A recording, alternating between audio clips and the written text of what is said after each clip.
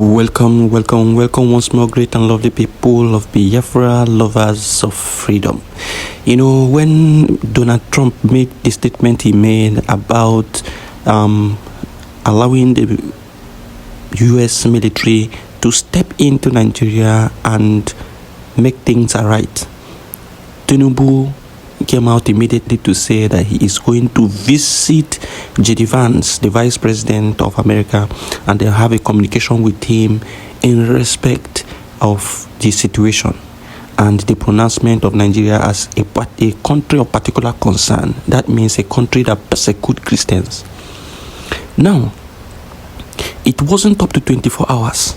Tinubu came out again to say that he has cancelled the trip, that he wants to attend G20 meeting in South Africa. Somebody that another president is saying he wants to bombard your country. You left it, you say you are going to a G20 meeting. You see, he understands that if he goes to the US, that is the end for him. And so he would always cancel any trip to the US. He will always cancel any trip to the US. He will not go because he knows he has a lot he has committed. Now, the challenge here is that our people must use this to understand how this government operates and what they have been doing against them. Because most of the time when we tell our people that, see, some of these things you are seeing, it is the government that have orchestrated this whole thing. The government has orchestrated it to fight against Mazi Simon Ekpa, Mazi Nnamdi Kanu, the Biafra Defense Forces. You would say it's a lie that they are buying their own people, they are killing their own people and all this. And people are telling you, look deep into this thing and see what the government is doing. Some of you will not hear. Now, I want you to understand what is happening. Remember that the Nigerian military has not been posting anything about their activities with Boko Haram. In fact, Boko Haram have been posting on countless occasions how they continue to take over barracks. How they continue to take over barracks, how they have now been well armed with Nigerian military hardwares. But do you know that immediately after the pronouncement from Trump, the Nigerian army Twitter handle, they started posting that they have captured some terrorists and they have freed some kidnapped victims, and they posted some pictures. They posted some pictures just to confuse everybody. Now, what you're seeing is the pictures that they posted, but something very interesting happened. And what was that? People went ahead to fact check these pictures to know exactly where these pictures are coming from, if they are new pictures or they've already been on the internet. Lo and behold, these pictures have been on the internet for a long time. Many months back. So these people went many months back to pick pictures of what happened many months back and posted it to claim that they are now fighting Boko Haram and they are now releasing some hostages. Something that happened over a year ago. They went there to pick it and to show. This is how they continue to gaslight everybody in this country. And our people must open their eyes and see these things and see the realities.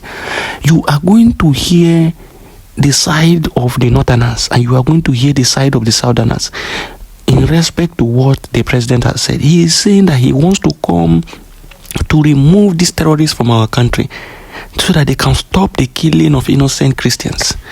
And then some Northerners are thereby saying that America wants to come and take our natural resources. America wants to come and do this. America wants to come and do that. Is this natural resource beneficial to you as a common Nigerian? Have you been able to receive anything coming from these natural resources? Is it not the politicians that continue to milk everything and enjoy it by themselves?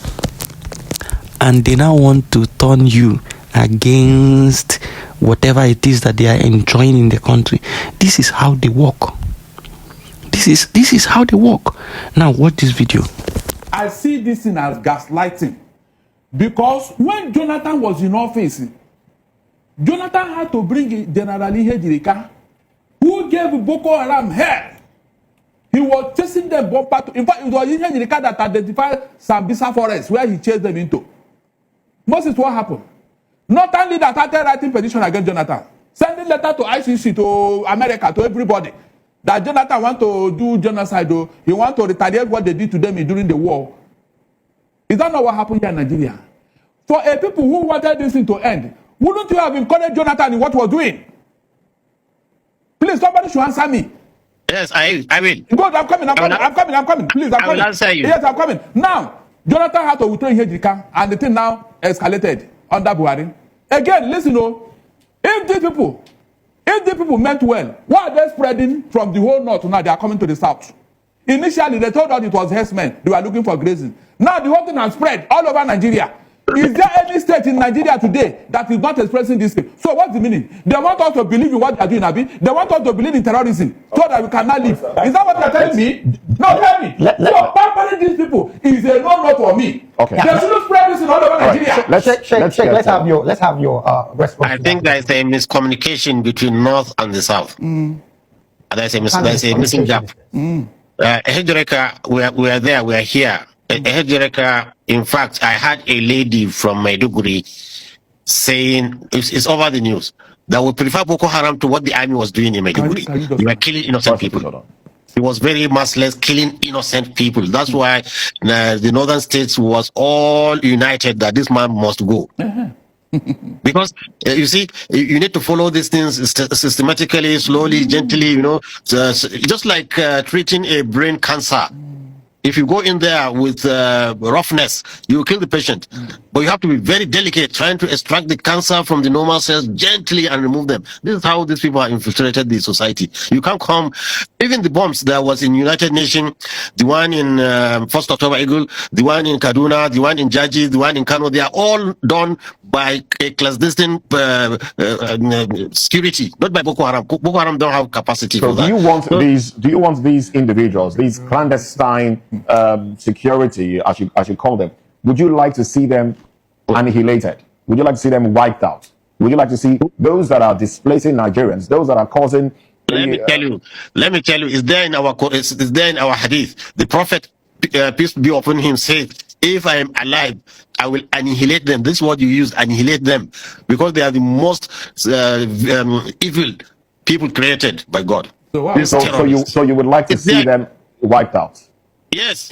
Now, this Gumi that is talking now, that says that Jonathan wanted to kill his people, Jonathan was killing with the army, that was why they fought against Jonathan and fought against Ihejirika. Now, this is the same man that came out and said that Boko Haram are their own warriors in the north, that anybody who tries to fight this Boko Haram is indirectly fighting the north. It is this Sheik Gumi, this same man. You now want to question yourself, how does this man want this thing to end? It is these same people who, when they capture these Boko Haram members, they say they have rehabilitated them and they put them back into the society and put them into the military and police. It is these same people who are rehabilitating terrorists that no country in the world does that nonsense. It is these same people. It is this same man that negotiates with terrorists in the bush. This same Sheik Gumi. It is this same man that negotiates with terrorists in the bush. He goes into the bush. He knows where they stay. He knows where they live. He knows everything about them. It is this same Sheik Gumi. It is this same Sheik Gumi. But they will come online and begin to paint all manner of nonsense, and people will be buying into their nonsense idea. It is this same man. You now want to ask him, how do you want this thing to stop? How do you want these Boko Haram members to be destroyed, and so that peace can come back to your society? If you ask him, he will say he is going to negotiate with them. He will negotiate and give them millions of dollars, and they go and buy more ammunition and continue in their atrocities. Their ultimate aim is to Islamize Nigeria. That is just it. And they are fighting against the Christian communities in the country. That is why they have so fought, and they have now come into the Middle Belt, destroy communities in the Middle Belt, and they are coming into the Southeast. If not for the fact that some measures have been put in place by the Biafran Liberation Forces to ensure that these people do not encroach, it would have been a disaster in the Southeast. it would have been a disaster. And that is why they are fighting the Biafra Liberation Forces every day. They are fighting them, because they know that they are the only hindrance to their foot soldiers, these terrorists, from entering the southeastern part of the country. They know that it is the Biafra Defense Forces that are preventing them from entering. People must understand what is happening. Today, Mazi Nnamdi Kanu went to court. Soon, I will give you update of what is happening in court. And then we'll give you more information on what is happening. We must be informed.